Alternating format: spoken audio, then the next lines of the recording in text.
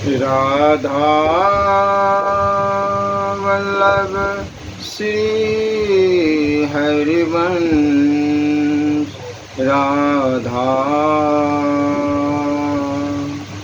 वल्लभ श्री हरिवंश।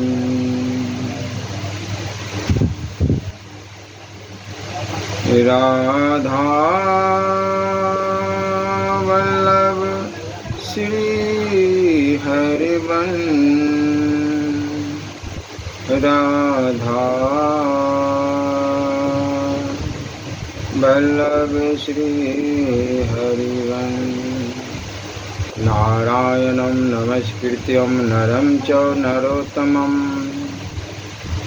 देवी सरस्वती व्यासं ततो जयमुदीरये। राधा मेरी माते है, पिता मेरे घनश्याम। इन दोनों की चरणों में मेरा कोटि कोटि प्रणाम। ओम श्री परमात्मने नमः। नाम जप का चमत्कार।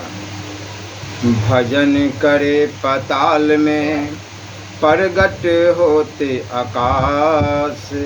दावी दुबी नहीं दबे, कस्तूरी की बास। भगवान के नाम का जप होता रहे और मन में भगवान के श्री विग्रह का ध्यान होता रहे। मन खिंच जाए उधर राम नाम में ही बस। उसके बाद आप से आप राम राम होता है। रोम रोम उचरंदा है, फिर करना नहीं पड़ता, राम नाम लेना नहीं पड़ता। इतना खिंच जाता है कि छुड़ाए नहीं छूटता। बंगाल में चैतन्य महाप्रभु भगवान के नाम के बड़े प्रेमी हुए। उनके यहाँ कोई एक भक्त था, वह हरे कृष्ण निरंतर जप करता रहता था। किसी ने चैतन्य महाप्रभु से जाकर कहा दिया, महाराज यह तो टट्टी फिरता हुआ भी नाम जपता है। जब उससे पूछा गया तो उसने कहा ऐसा होता तो है। चैतन्य महाप्रभु ने बुलाकर उससे कहा, उस समय ख्याल रखा कर बोला मत कर। अब वह क्या करता है, टट्टी फिरता तो जीभ को पकड़ लेता। फिर उसकी लोगों ने शिकायत की, महाराज यह टट्टी जाते समय जीभ को पकड़े रहता है। महाप्रभु ने कहा तू यह क्या करता है? तो उसने कहा, महाराज मैं क्या करूं, जीभ मानती ही नहीं, पर आपने कह दिया इसलिए आपकी आज्ञा पालन करने के लिए जीभ को पकड़ लेता हूं। तब उन्होंने कहा कि तेरे लिए किसी अवस्था में नाम जप में कोई दोष नहीं है, पर जीभ मत पकड़ा कर।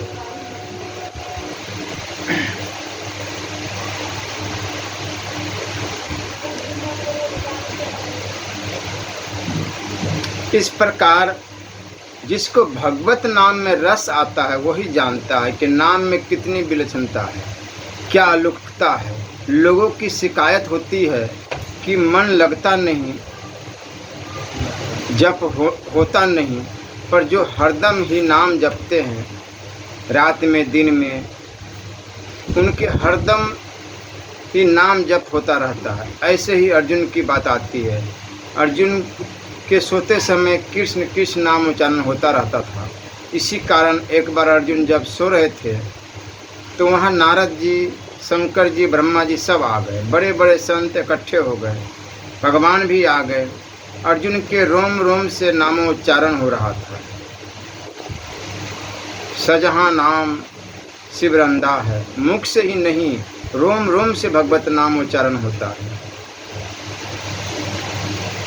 गोरखपुर के पास ही बरहज गांव में एक परमहंस जी महाराज रहा करते थे। उनके शिष्य का नाम श्री राघव दास जी था। वो उत्तर प्रदेश के गांधी कहे जाते थे। उन परमहंस जी महाराज के शरीर को छुआ जाता तो ओम का उच्चारण होता। एक बार पहलवान राममूर्ति जी उनसे मिलने के लिए गए। परमहंस बाबा के पैर की उंगली अंगूठे से जप हो रहा था। उन्होंने पहलवान से कहा, अंगूठे को हिलने से रोको, परंतु वह अंगूठे को रोक नहीं सके। तो कहा कि तुम्हारे में जितना बल है उससे ज़्यादा बल तो बाबा के एक अंगूठे में। नाम महाराज का कितना विलक्षण प्रभाव, वह प्रभाव आदर प्रेम पूर्वक जपने वालों के सामने प्रकट होता है, बाकी दूसरे क्या जाने। लोक लाहू परलोक निवाहु, राम नाम इस लोक और परलोक में सब जगह काम देता है। इसलिए गोस्वामी जी कहते हैं, मेरे तो माँ और बाप दो आखर, र और म, ये मेरे माँ बाप है। संसार में माता पिता के समान रक्षा करने वाला, पालन करने वाला, हित करने वाला दूसरा कोई है ही नहीं। गोस्वामी जी कहते हैं कि हमारे तो दोनों अक्षर माता पिता है, हमारा पालन करने वाले। र तो रो पिता माता, मोह है दोनों का जीव। रामदास कर बंदगी तुरंत मिलावे पीर।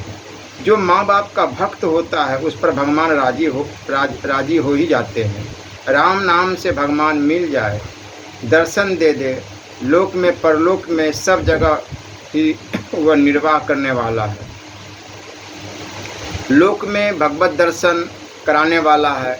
कई ऐसे आदमी देखे हैं जो दिन भर मांगते रहते हैं, घूमते फिरते हैं, परंतु उनका पेट नहीं भरता।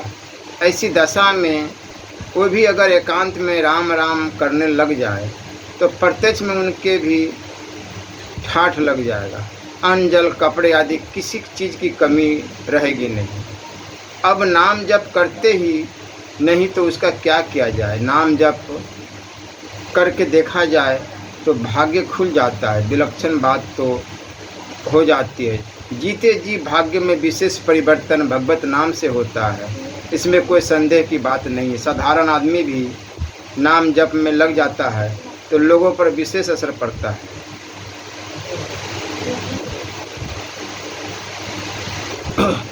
कस्तूरी को सौगंध दिला दे कि तुम सुगंधी मत फैलाओ, तो क्या वह रुक जाएगी? सुगंधी तो फैल ही जाएगी। इस तरह से कोई चुपचाप भी भजन करे और किसी को पता ही न लगने दे तो भी महाराज यह तो प्रकट हो ही जाता है। उसकी विलक्षणता अलौकिकता दिखने लगती है, लोगों पर असर पड़ने लगता है, क्योंकि भगवान का नाम है ही ऐसा विलक्षण। इसलिए लोक और परलोक दोनों में लाभ होता है। साधारण घर का बालक साधु होकर भजन में तत्परता से लग जाता है तो वह संत महात्मा कहलाने लगता है। बड़े चमत्कार उसके द्वारा हो जाते हैं, जिसको पहले कोई पूछता ही नहीं था बात क्या है। यह सब भगवत नाम की महिमा है। बरनते बरन प्रीति बिलगाती, ब्रह्म जीवे शम सहजे संघाती। इन्हीं र और आ और म का वर्णन किया जाए तो ये अलग अलग दिखते हैं, मानो ये तीनों वर्ण कृषाणु, भानु और हिमकर के बीज अक्षर है। वृक्ष में बीज से ही शक्ति आती है। इसी प्रकार अग्नि, सूर्य और चंद्रमा में जो शक्ति है वह राम नाम से ही आई है। गीता में भगवान कहते हैं कि इसमें जो विशेषता है वह मेरी ही है। नाम और नामी में अभेद है। इनके उच्चारण, अर्थ और फल में भिन्नता दिखती है। वर्णन करने में ये अलग अलग दिखते हैं। प्रीति भी अलग अलग दिखती है, परंतु र और म दोनों ब्रह्म और जीव के समान सहज संघाती है, अर्थात सदा एक साथ रहने वाले साथी है। सदा एक रूप और एक रस रहने वाले ब्रह्म और जीव का अर्थ क्या है? ममे वांसो जीवलोक। यह जीव परमात्मा का साक्षात अंश है और यह परमात्मा ब्रह्म को प्राप्त हो जाता है। इदम मेरी सधर्मता को प्राप्त हो जाते हैं, अर्थात जैसे भगवान है ऐसे ही भक्त हो जाते हैं। इन दोनों की सधर्मता हो जाती है। श्री तुलसीदास जी भी कहते हैं सुर नर मुनि सबके यह रीति, स्वार्थ लागी करही सब प्रीति। स्वार्थ मित्त सकल जग माही, सपने हूँ प्रभु परमार्थ नाही। प्राय सब लोग स्वार्थ से ही प्रेम करने वाले हैं, परंतु हेतु रहित जग जुग उपकारी, दो बिना स्वार्थ के हित करने वाले हैं। तुम तुम्हारे सेवक असुरारी, एक आप और दूसरे आपके प्यारे भक्त, एक बिना स्वार्थ बिना मतलब के दुनिया मात्र का हित करने वाले। गीता में भी भगवान कहते हैं कि मेरे को सब प्राणियों का सुहृद जानने से शांति मिलती है। सुहृद सर्वदेही नाम। भगवान के जो भक्त होते हैं वह प्राणी मात्र के सुहृद होते हैं। दुनिया का हित कैसे हो, ऐसा भगवान का भाव निरंतर रहता है। इस तरह भगवान के प्यारे भक्तों के हृदय में भी दुनिया मात्र के हित का भाव निवास करता है। उमा संत कई यही बड़ाई, मंद करत जो करई भलाई।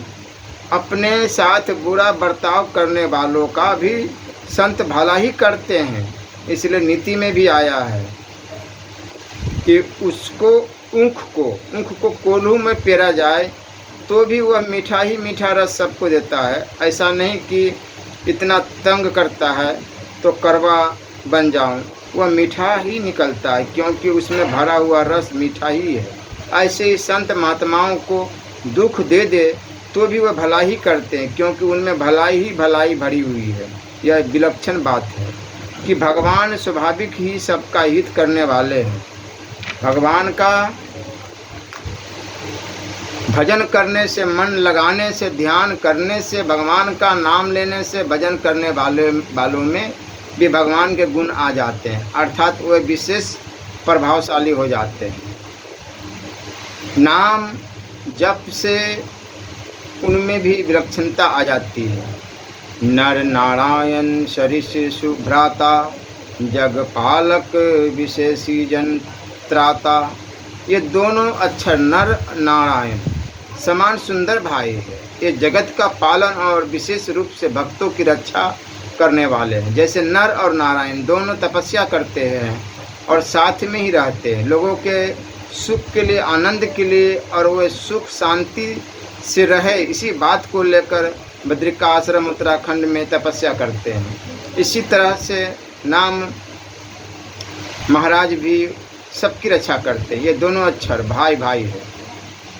जग पालक विशेषी जिन त्राता, मात्र जगत का पालन करते हैं और जो भगवान के भक्त होते हैं उनकी विशेषता से रक्षा करते हैं। ऐसा ही संतों का स्वभाव होता है। और दुष्टों का स्वभाव कैसा होता है? बैरू अकारण सब काहूँ सो, जो कर हित अनहित ताहूँ सो। हित करने वाले का साथ भी वे विरोध करते हैं, पर भगवान के भक्त सबका हित करते हैं और अपना अहित करने वालों पर विशेष कृपा करते हैं। धनवता का अभिमान। एक तो धनी आदमी का और दूसरे ज़्यादा पढ़े लिखे विद्वान का उद्धार होना कठिन होता है। धनी आदमी के धन का और विद्वान के विद्या का अभिमान आ जाता है। अभिमान सब तरह से नुकसान करने वाला होता है। श्री गोस्वामी जी महाराज ने भी कहा है, संस्कृति मूल सुल प्रदनाना, सकल शोकदायक अभिमाना। जन्म मरण का मूल कारण अभिमान ही है। नाना सुलप्रद, एक तरह की सुल नहीं, तरह तरह की आफत अभिमान से होती है। धन का एवं विद्या का अभिमान होने पर मनुष्य किसी को गिनता नहीं। धन आने पर वो सोचता है कि बड़े बड़े पंडित एवं महात्मा हमारे यहाँ आते हैं और भिक्षा लेते हैं। यह गर्मी उनके चढ़ जाती है, जो भगवान की भक्ति नहीं जागृत होने देती। हृदय कठोर हो जाता है। वैसे ही यह कोई नियम नहीं है, पर प्राय ऐसी बात देखने में आती है। एक कवि ने विचित्र बात कही है, अंधेरमा संबंध ते होत न अचरज कोई, कमल नैन नारायण हूँ रहे सर्प में सोए। लक्ष्मी जी के संबंध में से मनुष्य अंधा हो जाए, इसमें कोई आश्चर्य नहीं। भगवान पुंडरीकाक्ष की कमल के समान बड़ी बड़ी आंखें हैं, ऐसी आंखों वाले भी जाकर सर्प पर सो गए। आंखें किसके हो? वह सांप पर पैर भी नहीं रखता और वह भगवान जाकर सो गए। सर्प पर क्या कारण? लक्ष्मी का संबंध है। लक्ष्मी के संबंध से बड़ी बड़ी आंखों वाले भी अंधे हो जाते हैं। अंधे मुख बहरो अवश्य कमला नर ही करे। लक्ष्मी जब आती है तो मनुष्य को अंधा बहरा और गूंगा बना देती है। यह कितने आश्चर्य की बात नहीं। आश्चर्य तो इस बात का है कि विष अनुजा मारत न बर आवत। अचरज ए जहर खाने से मनुष्य मर जाए, पर यह विष की छोटी बहन होने पर भी मारती नहीं। यह उसकी कृपा है। नहीं तो लक्ष्मी के आने से मनुष्य मर जाए, क्योंकि जहर की वह बहन ही तो है। धन के अभिमान के विषय में कवि ने विचित्र बातें कही है। हाकम दिन दिन होई विधि, सट मेख बनावे। दोई सरबन में दिए शब्द नहीं, ताही सुनावे। एक मेख मुख माए विपति, किनरी नहीं बुझे। दोई मेख चख माए सबल, निर्बल नहीं बुझे। पदहीन होई हाकम, परो छठी मेख तल द्वार में। पांचों ही मेख छिटके पड़ी, सरल भय संसार में। जब आदमी बड़ा हो जाता है तो वह किसी की सुनता नहीं, उसको दिखता नहीं और वह गूंगा हो जाता है। उसके 6 प्रकार की मेख लग जाती है। 2 मेख कान में लगती है जिससे शब्द सुनाई नहीं देता। कोई पुकार रहे कि अन्नदाता हमारे अमुक आफत आ गई, आप कृपा करो, हमारे ऐसा बड़ा दुख है। कान से बात सुनने में आनी चाहिए ना, परंतु वह सुनवाई करता ही नहीं। कान में मेख लग गई ना, अब सुने कहाँ से? ऐसे ही 2 और मेख आँखों में लगने से सबल निर्बल नहीं बूझे। दे दो दंड, इसको जुर्माना लगा दो इतना। अरे भाई कितना गरीब है, कैसे दे सकेगा? कैद कर दो। शब्द मात्र कहते क्या जोर आया। और एक मेख मुख माय विपत्ति किरनी नहीं बूझे। दुखी हो कि सुखी, क्या हो? तुम्हारी दशा कैसी है? तुम्हारे कोई तकलीफ तो नहीं है? ऐसी बात पूछता ही नहीं। ये मेखें खुल जाती है फिर सरल भय संसार में, तब यह सीधा सरल हो जाता है।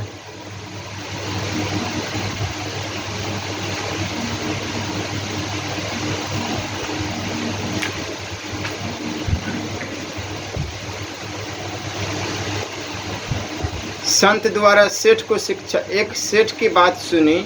वह सेठ बहुत धनी था। वह सुबह जल्दी उठकर नदी में स्नान करके घर आकर नित्य नियम करता था। ऐसे वह रोजाना नहाने नदी पर आता था। एक बार एक अच्छे संत विचरते हुए वहाँ घाट पर आ गए। उन्होंने कहा, सेठ राम राम। वह बोला नहीं, तो फिर बोले, सेठ राम राम। ऐसे 2-3 बार बोलने पर भी सेठ राम राम नहीं बोला। सेठ ने समझा कि कोई मांगने वाला है,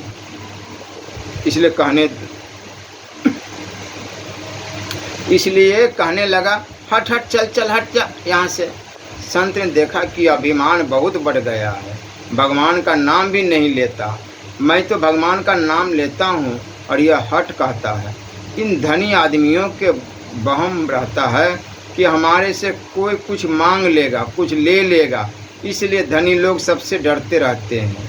वह गरीब से, साधु से, ब्राह्मण से, राजे से, चोरों से, डाकुओं से डरते हैं। अपने बेटा पोता ज़्यादा हो जाएंगे तो धन का बंटवारा हो जाएगा, ऐसे भी डर लगता रहता है उन्हें। संत ने सोचा कि इसे ठीक करना है, तो वो कैसे ठीक होगा?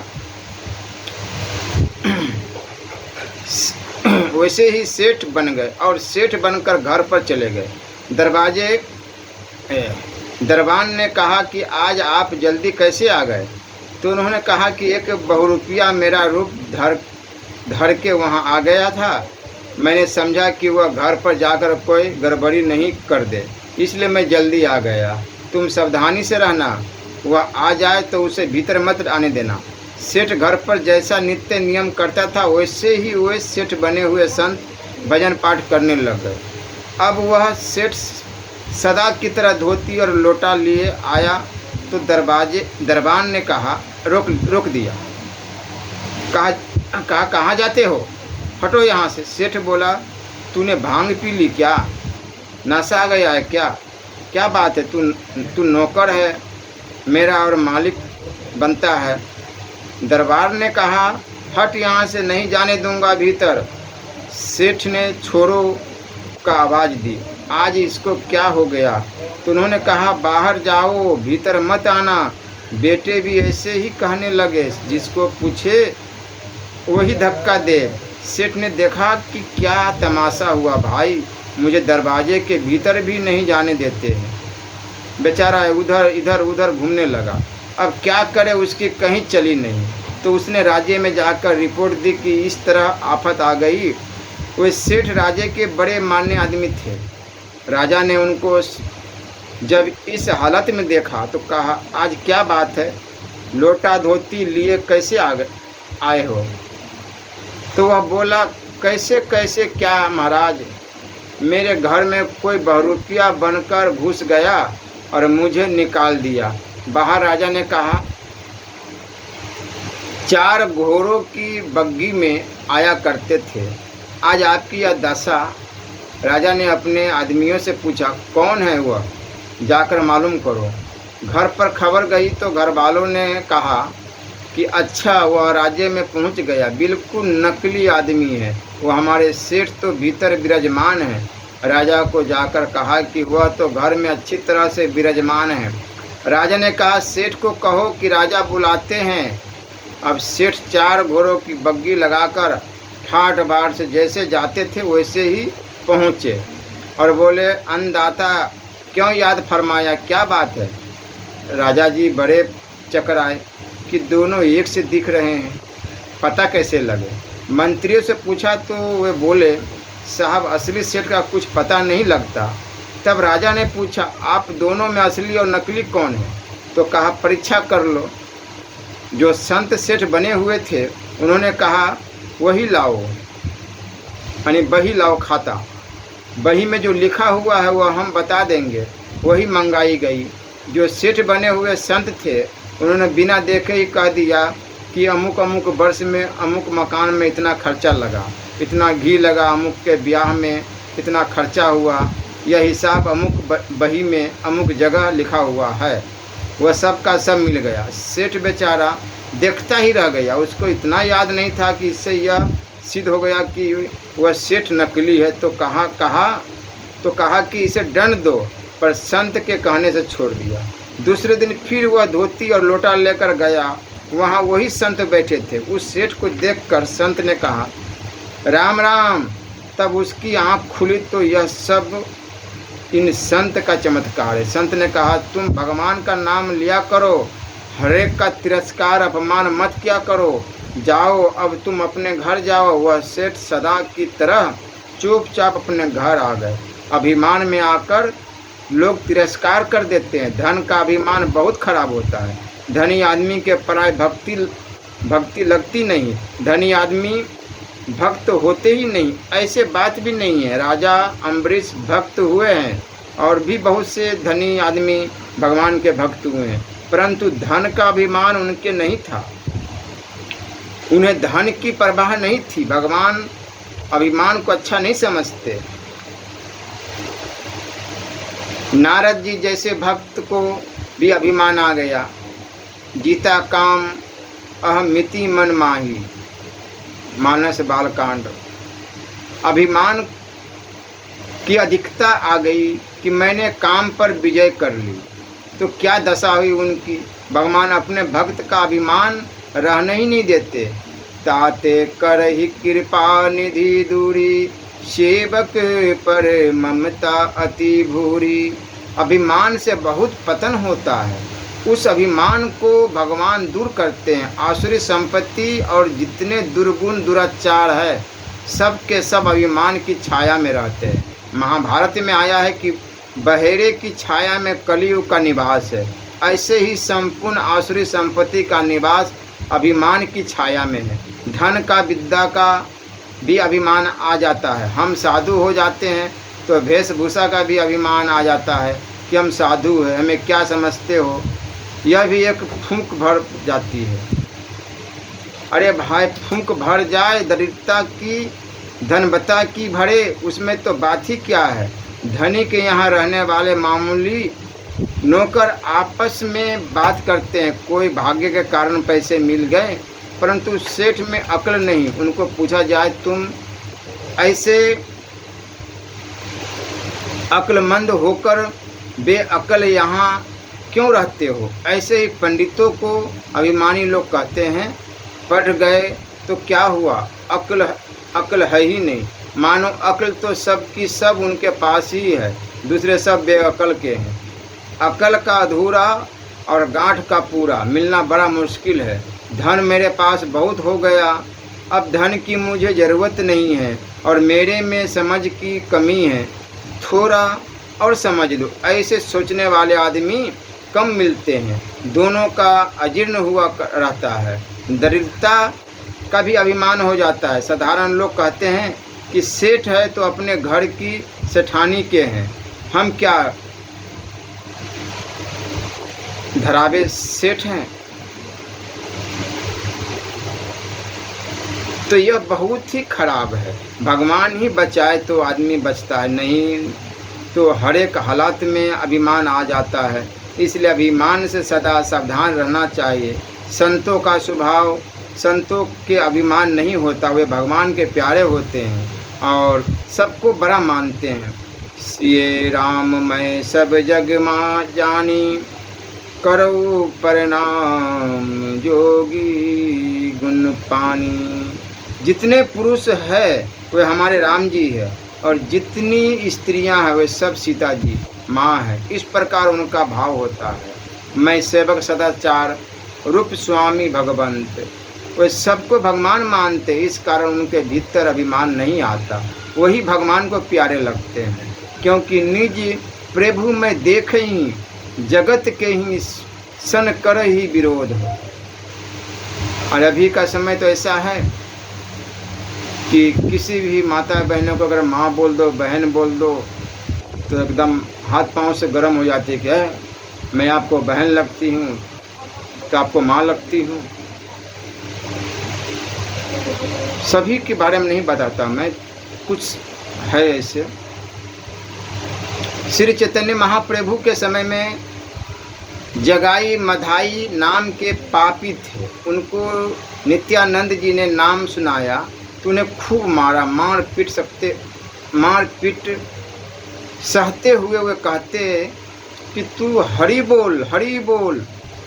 उन पर भी कृपा की। चैतन्य महाप्रभु ने उनको भक्त बना दिया। उन्होंने ऐसा निश्चय किया कि जो अधिक पापी, धनी एवं पंडित होते हैं उन पर विशेष कृपा करनी चाहिए, क्योंकि उनको चेत करना बड़ा मुश्किल होता है और उपायों से तो ये चेतेंगे नहीं, भक्ति की बात सुनेंगे ही नहीं, क्योंकि उनके भीतर अभिमान भरा हुआ है। चैतन्य महाप्रभु ने ऐसे लोगों के द्वारा भी भगवत नाम उच्चारण करवाकर कृपा की। भगवान के नाम कीर्तन में वे सबको लगाते, पशु पक्षी तक खींच जाते उनके भगवत नाम कीर्तन में। जग पालक विशेषी जंत्रात, ऐसे नाम महाराज दुष्टों का भी पालन करने वाले, अभिमानियों का अभिमान दूर कराकर भजन कराने वाले एवं साधारण मनुष्य को भी भगवान की तरफ लगाने वाले हैं। ये सबको लगाते हैं कि सब भगवान के प्यारे बन जाए। सर्वे भवन्तु सुखिनः सर्वे सन्तु निरामया। केवल निरोग ही नहीं, भगवान के प्यारे भक्त बन जाए, यह उन नाम महाराज की इच्छा रखती है। इसी प्रकार संतों के दर्शन से भी बड़ा पुण्य होता है, बड़ा भारी लाभ होता है। क्यों होता है? उनके हृदय में भगवत बुद्धि बनी रहती है और वे सबकी सेवा करना चाहते हैं, इस कारण उनके दर्शन मात्र असर पड़ता है। स्मरण मात्र का एवं उनकी बात मात्र का असर पड़ता है, क्योंकि उनके हृदय में भगवत भाव और सेवा भाव लबालब भरे रहते हैं। इसलिए उनके दर्शन, भाषण, स्पर्श, चिंतन आदि का लोगों पर असर पड़ता है। लोगों का बड़ा भारी कल्याण होता है। जैसे बीड़ी सिगरेट पीने वाले लोग अपनी टोली बना लेते हैं, वैसे संत लोग भी कुछ न कुछ अपनी टोली बना लेते हैं। आपसे आप उनकी टोली बन जाती है। भजन करने वाले इकट्ठे हो जाते हैं और भजन में लग जाते हैं। बहुत युगों से यह परंपरा चली आ रही है। बड़े बड़े अच्छे महात्माओं को हुए सैकड़ों वर्ष हो गए, परंतु फिर भी उनके नाम से उनके क्षेत्र चल रहे हैं। वहाँ भगवत नाम, जप, स्मरण, कीर्तन, उपकार, दान, पुण्य, दुनिया का हित आदि होता रहता है। नाम महाराज के प्रभाव से ऐसा होता है। भगवान का नाम अपने भक्त जनों का विशेष त्राता है, अर्थात विशेषता से रक्षा करने वाला है।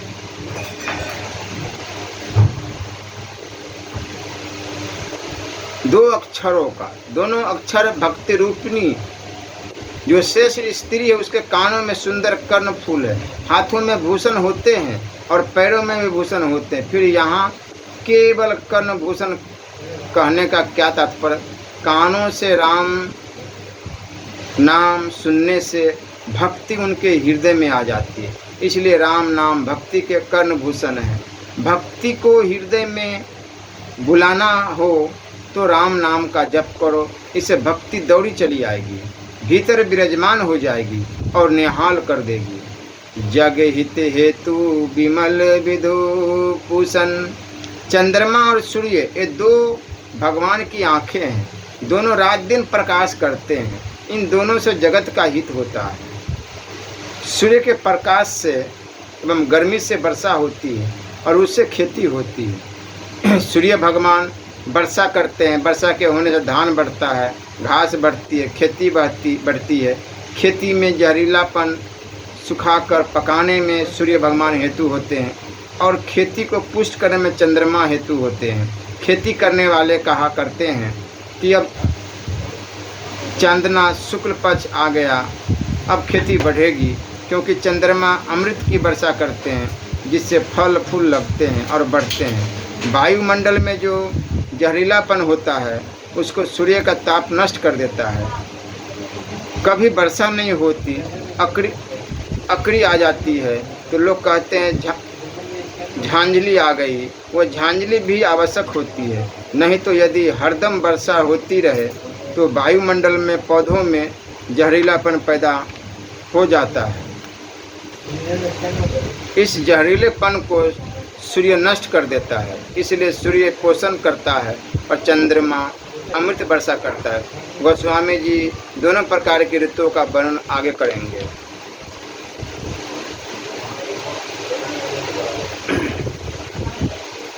दोनों पक्षों में चंद्रमा का प्रकाश समान ही रहता है, पर एक पक्ष में घटता है और दूसरे पक्ष में बढ़ता है, ऐसा लोग मानते हैं। रोजाना रात और दिन में चंद्रमा की घड़ियां मिलाकर देखी जाए तो बराबर होती है। इसी प्रकार आज की आधी रात से दूसरे दिन आधी रात तक 8 पहर की घड़ियों का 15 दिनों का मिलान करने से शुक्ल पक्ष और कृष्ण पक्ष के 15 दिनों में प्रकाश की और अंधेरे की घड़ियां बराबर आएगी। फिर यह शुक्ल और कृष्ण पक्ष क्या है? चंद्रमा शुक्ल पक्ष में पोषण करता है, अमृत बरसाता है, जिससे वृक्षों के फल बढ़ते हैं, बहनों माताओं के गर्भ बढ़ते हैं और उन सबको पोषण मिलता है। चंद्रमा से संपूर्ण बूटियों में विलक्षण अमृत आता है और सूर्य से वह पकती है। जैसे सूर्य और चंद्रमा संपूर्ण जगत का हित करते हैं, वैसे भगवान के नाम के जो 2 अक्षर सब तरह से पोषण करने वाले हैं।